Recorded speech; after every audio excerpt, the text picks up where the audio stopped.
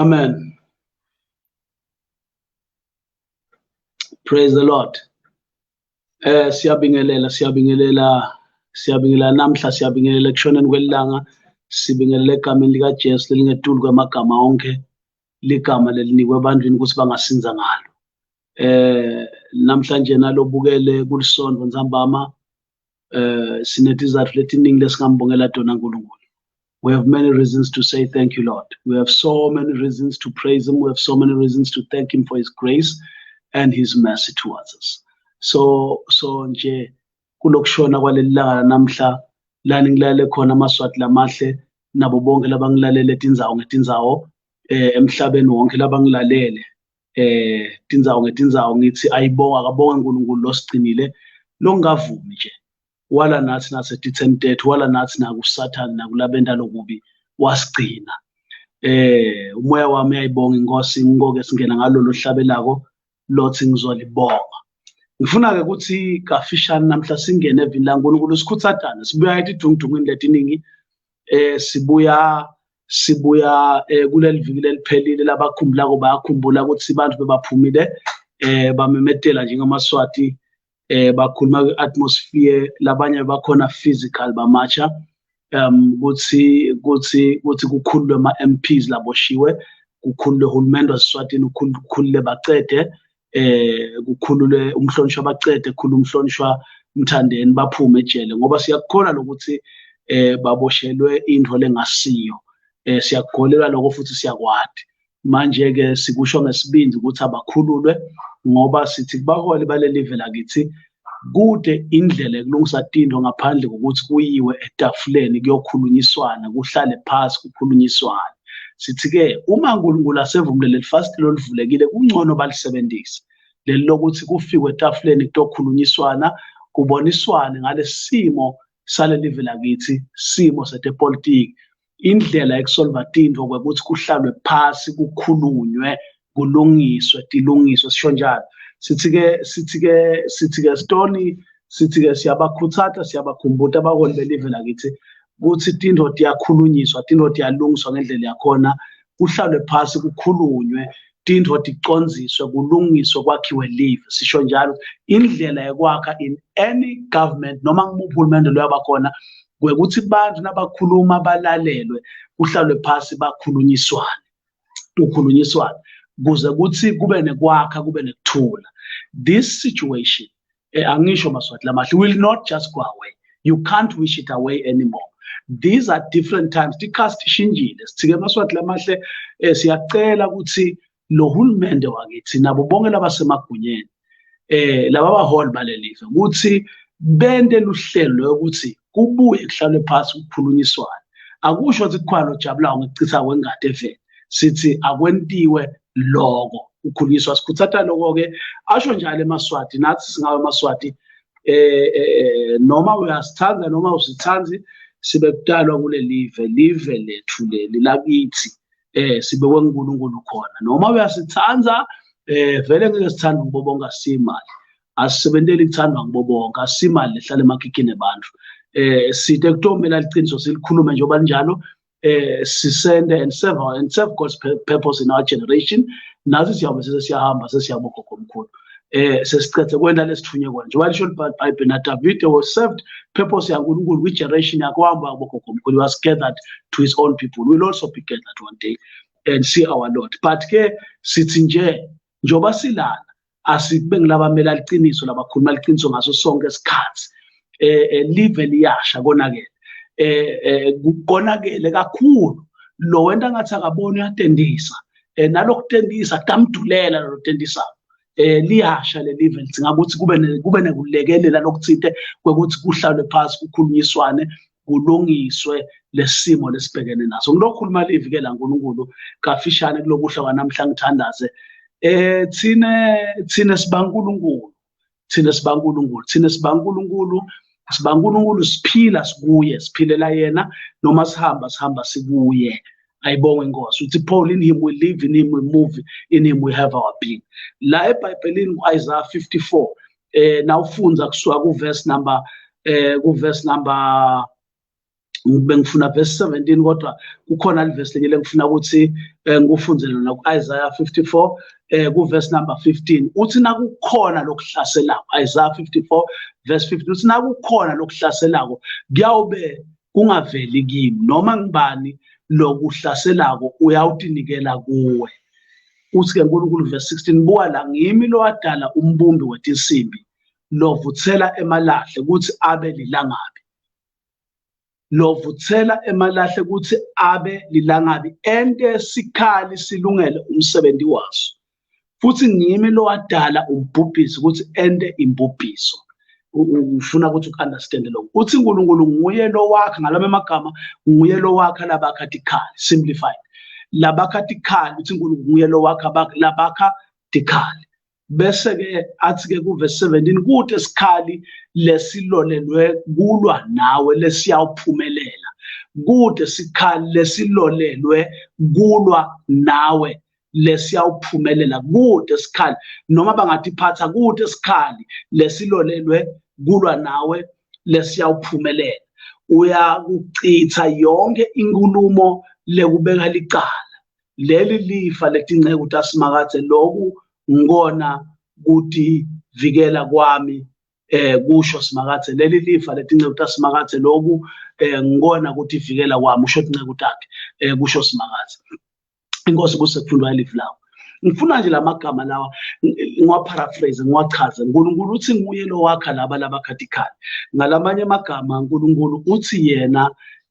uNkulunkulu ungumbumbi walaba labakhathikali nguye lo wakhe laba labakhathikali bangaqali kwakhathikali bakhiwe uNkulunkulu bona kuqala bona bathi dalwa taNkulunkulu ngalamanye amagama ke simplified the product cannot be smarter than the manufacturer ngalaba amagama lo uNkulunkulu lo nguye lo imanufacturer lo wakha laba labese bakhathikali abakwahla labakhathikali ukuthi bese bahlakanipha ngetulu kwaNkulunkulu ngikuphindze lokho lalabakatikhala bakwati ukuthi bahlakaniphe ngetulu kwalo lobakhile, because God nguye uNkulunkulu lo wakhe bona bese bakatikhala.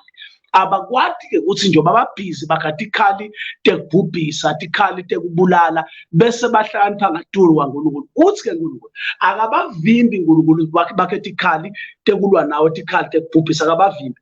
Uthi uNkulunkulu batadakha letikhali. Uyabona la ngicale khona, uthi uNkulunkulu nakhuluma ngabo uthi they will gather, bahlangane ngawe, bahlangane bakuhlasele. Uthi kodwa uNkulunkulu nakhuluma uthi yena utabangabathumi. Uyabona njengoba kubulawa abantu abakathunywa uNkulunkulu, njengoba kubulawa abantu la eveni lakithi sibona ama-armed forces abulala abantu ngendlela lexakile. Live nje lisha kangaka nje bantu basukumile bathi nabo sebayativikela. Buholi bakithi kafuni kubona kusuma kwabantu ukuthi kusho kuthini. Lokusuma kwabantu bathi bantu ngeke sife kalula sesiyadivikela. Bantu basho njalo ngalamakha. Bantu bathi senda noma lesingayenda. Lona emshayelo sophethe umshanyelo. Lona esagila sophethe sagila. Lona embokodo sophethe imbokodo. Lona elikhuba sophethe elikhuba. So ukugucula elikhuba lekuhlakula selikhuba lekulwa. So ukugucula lipiki lekugubha imigodi lipiki sesikhali sekulu. Bantu sebathi ke sebayadivikela kulolo ngumbhubhisi, kulolo ngumbulalo webantu, kulolo sonze abantu ngaJune 29 wababulala bukhoma baqhuqhubula ngehlavu. Njengoba besibona nakuleli viki leliphele sibuya kulesitelegaba esikhona, bantu baqhuqhubula ngehlavu ebaleni. Bengikhuluma lo mnye elicingweni wathi nabadubula umuntu lapha ngasemarobhotini embabane na uya lapha ko Nedbank liphoyisa laphelela laconza laka Osi laconza umuntu ngesibhamu lamhla lishaya abantu ngesibhamu, babaleka abantu liyabasha bafana batimele nowabahleli abaganga bentini lababona nje labatonza labasukela ngenhlavu baphethe tikhali tekubhubhisa, the destroyer. There is a destroyer in our land, but there is a God in heaven. There is a destroyer. Live lakithi lifike la lifike khona ngoba kunebantu labasukele ekubhubhisa abantu, basebenzisa tibhamu, basebenzisa yonke into lebangayisebenzisa, bashaya amathiya gesi ngisho emabhasini, benda i-circus, i-show off of power and show of strength lebanaso. Uthi ke uNkulunkulu labahlasela abantu, uthi uNkulunkulu nakhuluma uthi nakukhona lokuhlasela kawube kungaveli kimi, abaveli kuNkulunkulu laba lababulala eMaswati, abaveli uNkulunkulu laba labahlasela lesive lama armed forces la instructor kubulala abantu. Sikukhutile ke lokho, siyaqhubeka siyakhutha njengoba sikubonile, njengoba nje ngikhuluma kubanjwa abantu bayahlukubetwa, abantu badutshulwa ngetibhamu, abantu bayahlukubetwa, bayashaywa, balinyatwa ngama-armed forces. And our government is failing to recognize that the increasing anger of the masses, at some point the government will be able to stop it. It will become unstoppable. The more you kill the masses of our oppressed people, the more angry they become. And the more angry they become, this government will not be able to stand against the power of the people. The power of the people will break the yoke of oppression in our land. The power of the people will break the yoke of oppression in our land. People resolute, people committed, people ready to die for their what they believe in, which is a free and democratic Swaziland. We therefore appeal to those in power in our country. Gutsi, you will not suppress people forever. You will not shoot them and kill them like animals forever. At some point, people lekuhlakula lone mshayelo athatha umshanyelo, lone sagila athathe sagila, lone liche athathe liche, to defend themselves until death. Ngoba you can't be running forever. Sithi uhulumende buholi lobukhona ingwenyama lesihlalwe ngalesikhathi lesi nebakubo abantu abengosi nato tonke tikhulu nalabasemagunyeni noma uncabinet minister noma ungubani losemagunyeni ale live, sithi yena bakithi ake nihlale phasi nikhulumisane, kuhlalwe phasi kubithwe abantu baye ku dialogue. La angikhaze ngikhuluma njengemprofeti kaNkulunkulu, ngikhuluma njengemshumayeli welivangeli, and I'm not apologetic. You can say whatever you want. I don't apologize for what I am saying because I believe it to be the truth. Bafile bantu and people are angry in our country. People in Swaziland are angry. People in Swaziland are frustrated. People in Swaziland have been killed. They are killed every time they march. They are killed every time they demand their human rights. They are killed for just demanding free, people are showing power at the power. Thina-ke lithi-ke live la nkulunkulu nawuqhubeka laba labaphethe letikhali ukuthi uNkulunkulu bendiwe nguye. Ndoba memetela ke mina ukuthi ngeke uhlakaniphe ngetulu kwemendi wakho. Ndomemetalo ukuthi ngeke uhlakaniphe ngetulu kwemendi wakho. Lithi-ke la ku-verse 17 lithi kude sikhali akathi ngeke batakhe batataka tikhali batilole tikhali tilole ke tibe khona batakhe letikhali batakhele wena batakhele kwehlulekisa wena batakhele tikhali lithi-ke akabavimbi nkulu sibangakhi tikhali akabavimbi sibangagibele magumbagumba bononkalangala betincola basukele bantu babagijimise ngetibhama akabavimbi nkulunkulu uthi nkulunkulu kude sikhali lebatasenda verse number 17 kude sikhali lesilolelwa kuwe lesilolelwa kulwa nawe lesiyawuphumelela letikhali letitsengwako letikhali legcwele live letikhali letilungisele kubulala eMaswati namhle ebusuku sitomemetela sathuma angeke tiphumelele ngizokhuluma nje amagama lethi asikho sikhali lesilolelwe wena lesiyawuphumelela asikho sikhali because you see what the enemy wants to do. Do you know what the enemy of the people wants to do? Do you know, because you become an enemy of people when you kill them mercilessly, when they're unarmed, you become their enemy. Do you know what they seek to do? They seek to break. Manje se baba shaye, baba kahlele, baba limate. The intention is to break the human spirit, so that people will become faithless. So that bantu besabe bafika lwelivalo is to break them down. But I want to encourage everyone that is engaged in this struggle. I want to challenge you and encourage you. Be strengthened in your innermost being. Be strengthened. May your human spirit triumph against all this demonic operation.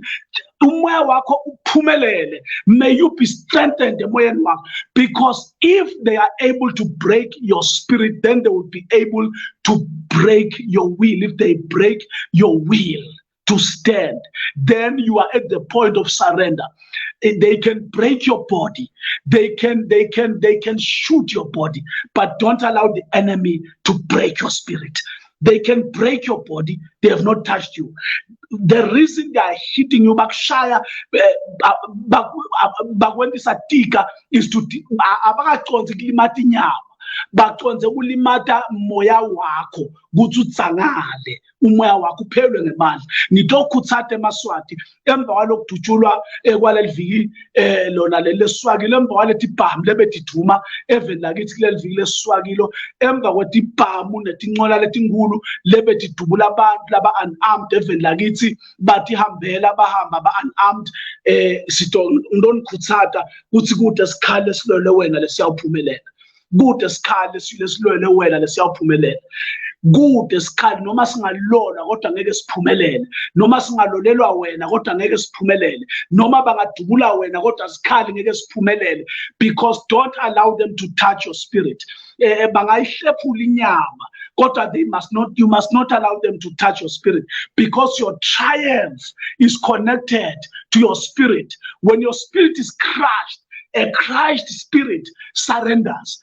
Vuselela umoya wakho, be prayerful, thandaza, uthembe uNkulunkulu, utikhutsate ngelivi laNkulunkulu, utikhutsate ngetinkulumo letinenkhutsato, wende lokho lokusenhlitweni yakho njengoba ubona. Ngithi-ke Maswati lamahle Maswati akithi asikho sikhali bangatilola kodwa ngeke tiphumelele, ngeke tiphumelele, ngeke, ngoba kuphumela kwato is the surrender of our people. Our people are at a point of no surrender. Our people are at a point of no return. The only way forward is that the leadership calls people on the table to dance. But if leadership fails to do that, I want to announce today and make it clear that we are committed. We are committed to a free and democratic Swaziland. Yini ngibe committed kangaka mina njengabishop ukuthi ngibone abantu babulawa kwethu nyamatana. Hulumende lophilayo ngeke abulale bantu kanje.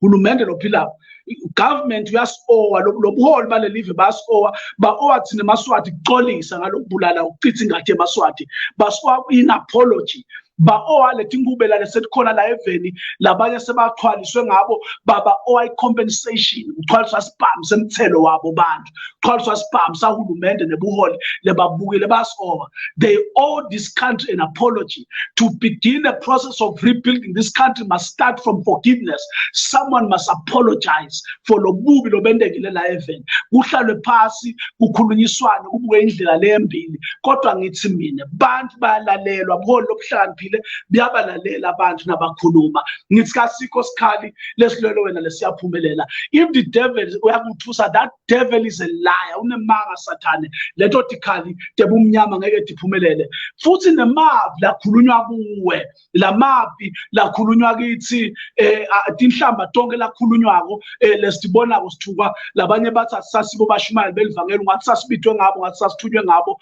bayakhohlwa ngathi asikhethe kutojabulisa bona sithe kutojabulisa uNkulunkulu losithumile sithe kutoseva igeneration yethu icebo laNkulunkulu esitulwaneni sethu. Mina ngisimala ngihlala emakhikini abantu angikhethi kutosebenzela kuthandwa ngithe kutowenza ithando yaNkulunkulu and one of the things uNkulunkulu athanda uNkulunkulu is a defender of the weak. uNkulunkulu sithumile ukuthi sibe Livi lalabo labangakhona ukuthi khulumela sikhulume liqiniso ngaso sonke isikhathi.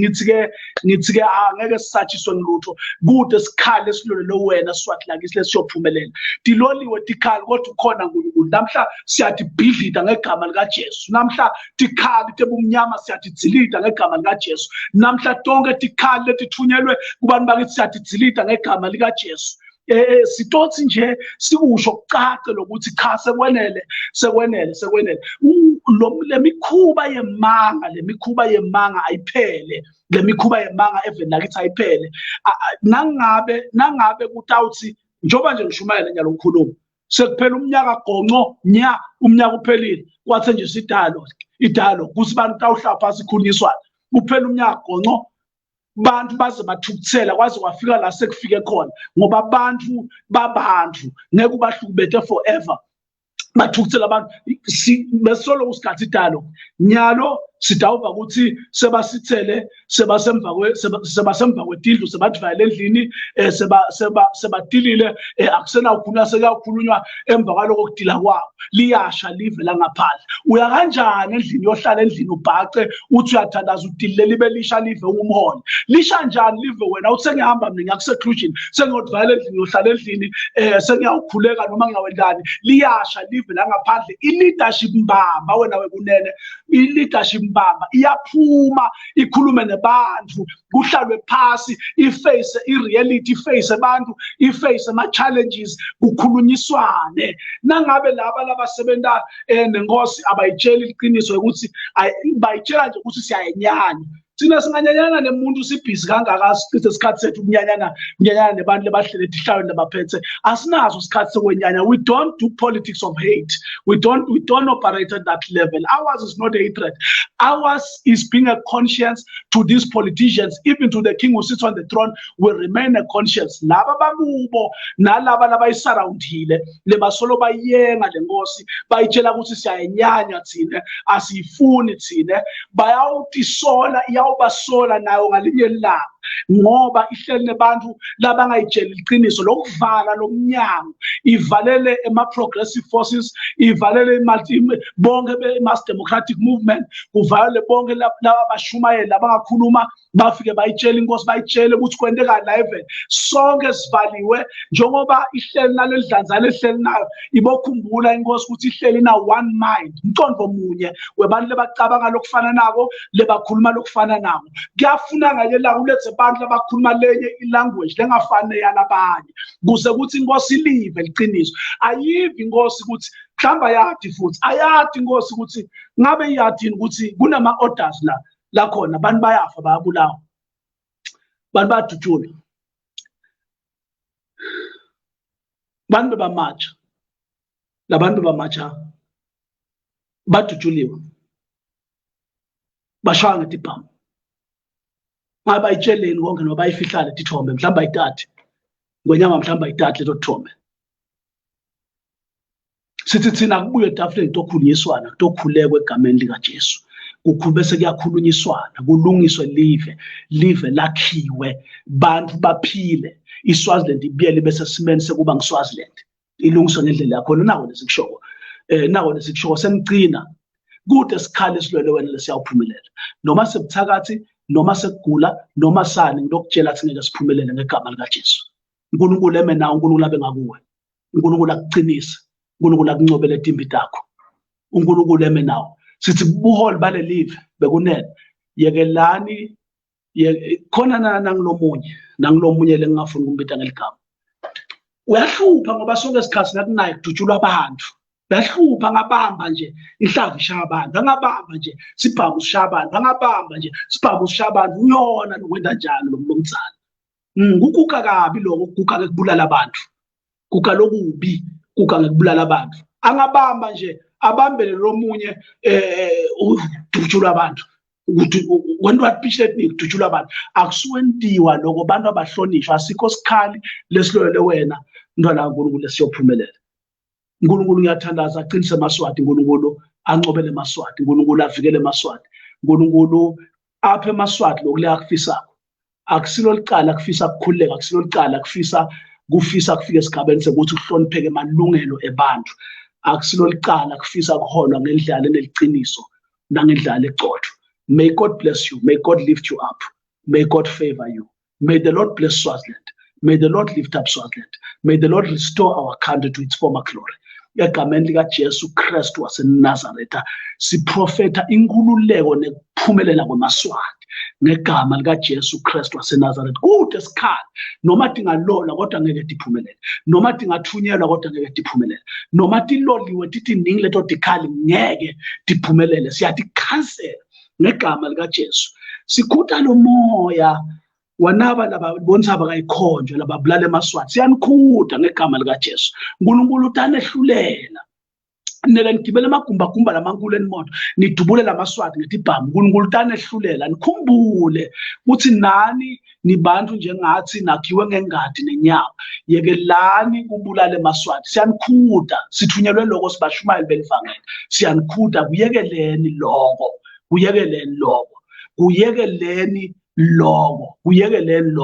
kuyekeleni kubulala eMaswati angakaphasti ibhamu njengoba nenda njengoba nje kunematch njengoba kune shutdown basukele emigwaqweni niyabadubula ngesibhamu niyasidubula ngesibhamu akusikahle ngabona ngilapha nganyelanga ngilapha ngela kunematch sisekele mbonga nangilohlukumethwa nguhulumende mbonga Dlamini president wasinathi lohlukumethwa nguhulumende lo gijiswa lohlukumethwako mbonga Dlamini president wasinathi ngikhumbula kahle ngangikhona lapha sibhamu sakhala ngikhona lapha ngihamba nebantu sibhamu sakhala ngikhona lapha athi lamanye amaphoyisa Bishop suka la manje sebangene kulendvo yabo kusho amaphoyisa athi sebasukile lendvo yabo nabangakubona bathi awujikisa sibhamu basibhekise kuwe bakudubule ngithi ke mina ngakubona ngemehlami ngikhona nami I was exposed to danger ngithi ke mina eMaswati akithi asingabulalani sodwana nina lenithubeka kubulala abantu ngithi kuyekeleni ngegama lika Jesu ngithi eMaswatini onke don't allow these people to break your spirit, don't allow them to crush your spirit, because the day you allow them to crush your spirit then you will surrender. God, it's no point of surrender, it's a point of victory. May God bless you, may he keep you. Egameni lika Jesu Kristu siyabonga kakhulu nibe nemsanga uNkulunkulu nibe nesuku oluhle nilale kahle simakathe akhayise ubuso bakhe kini anibhekuthula leli viki liqale kube netibusiso kube nekuphumelela ngithandazela bonke labakholelwa enkululekweni eMaswati noma bakuphi labasisekelako all the organizations and everyone that support the struggle of our people. Our struggle is legitimate, our struggle is genuine, our struggle is out of sincerity and a pure heart. We do believe ukuthi eMaswati ayakudzinga ukukhululeka kucinzetelekeni kulungiswe lelive dilungiswe into ngendlela yokukhulumisana. May God bless you. May God bless Swaziland. May God lift up Swaziland. You are lifted forever in Jesus' name. Amen. Thank you, Lord.